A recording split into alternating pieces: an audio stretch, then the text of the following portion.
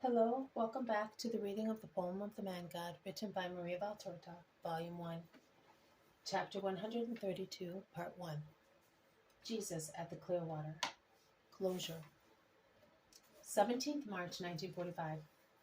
My children in the Lord, the feast of purification is now at hand, and I, the light of the world, am sending you prepared with the minimum necessities to celebrate it properly. It is the first light of the feast, from which you will light all the others. Because he who should pretend to light many lamps without having the means to light the first one would be quite foolish. And even more foolish would be he who pretended to start his own sanctification from the most arduous things, neglecting what is the basis of the immutable buildings of perfection, the Decalogue. We read in the book of Maccabees that Judas with his men, after reconquering the temple and the city with the protection of the Lord, destroyed the altars and the temples of the foreign gods, and purified the temple. He then erected another altar, and with flints he lit a fire, offered sacrifices, burnt the incense, placed the lights, and laid the loaves of the proposition, and then they all prostrated themselves, and begged the Lord not to let them sin any more, and if, owing to their weakness, they should fall into sin again, to be treated with divine mercy. And that happened on the 25th of the month of Chislev. Let us consider and apply the narrative to ourselves, because every word in the history of Israel, the chosen people, has a spiritual meaning. Life is always a lesson. The life of Israel is a teaching not only for our earthly days, but also for the conquest of the eternal days. They destroyed the altars in the pagan temples. That is the first operation, the one I told you to carry out when I mentioned the individual gods that take the place of the true God, the idolatries of sensuality, of gold, of pride, the capital vices that lead to the desecration and death of the soul and of the body, and to the punishment of God.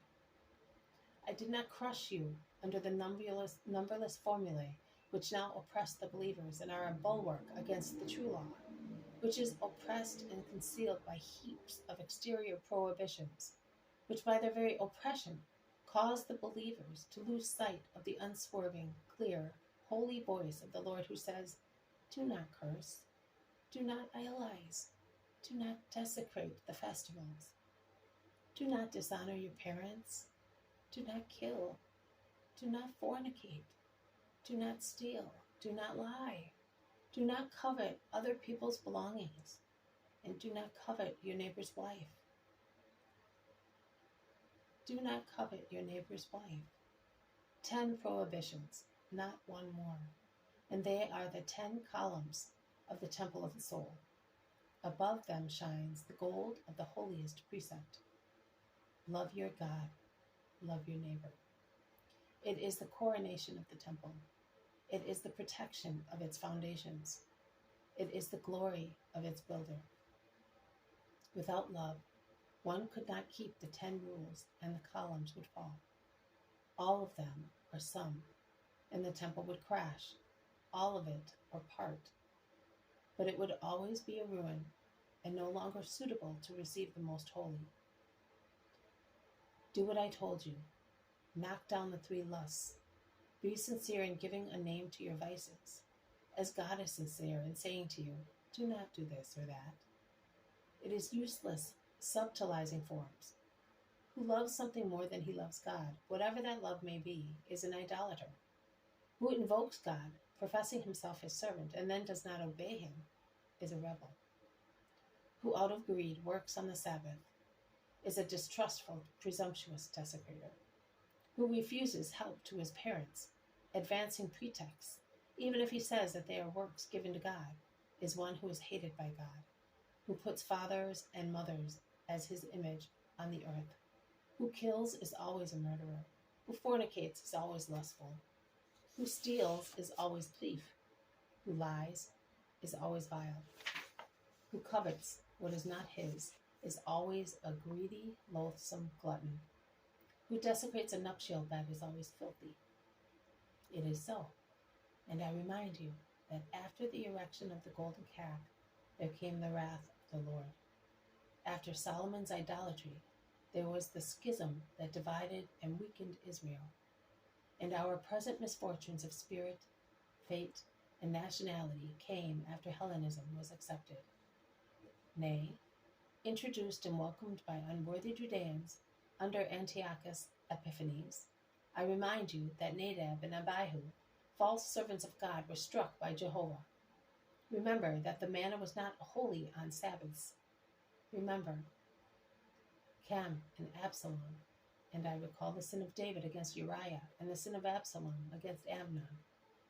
I recall the end of Absalom and Amnon, the fate of Heliodorus, a thief, and of Simon and Menelaus. I remind you of the ignoble end of the two false elders who had borne false witness against Susanna, and I could continue with instances without finding an end to them. But let us go back to the Maccabees. And they purified the temple. It is not enough to say, I destroy. It is necessary to say, I purify. I told you how a man is purified, by humble and sincere repentance.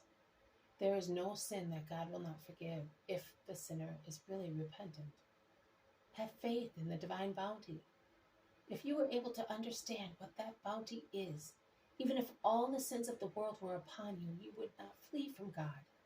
On the contrary, you would run to his feet, because only the most good one can forgive what man does not forgive. And they erected another altar. Oh, do not try to deceive the Lord. Do not be false in your behavior. Do not mix God and mammon. You would have an empty altar, God's, because it is useless to erect a new altar if there are still remains of the other one. Either God or the idol. Make your choice. And they lit the fire with flint and tinder. The flint is the firm will to belong to God. The tinder is the desire to cancel in God's heart even the memory of your sin during the rest of your lives.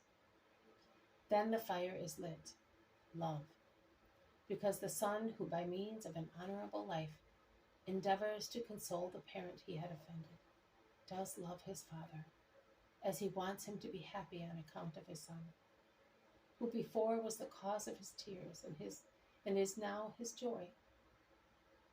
Now at this point you may offer sacrifices, burn incense, lay the lights and the loaves. The sacrifices will be acceptable to God and the prayers agreeable.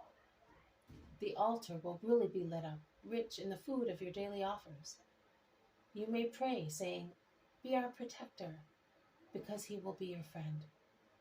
But his mercy did not wait for you to ask for it. It anticipated your desire. And he sent mercy to you, saying, do have hope. I am telling you, God forgives you. Come to the Lord. This has been a reading from the poem of the Man God, written by Maria Valtorta, Volume 1. Chapter 132, Part 1, Jesus at the Clearwater. Closure. Thank you for listening. I will see you tomorrow. May God bless you, and may peace be with you.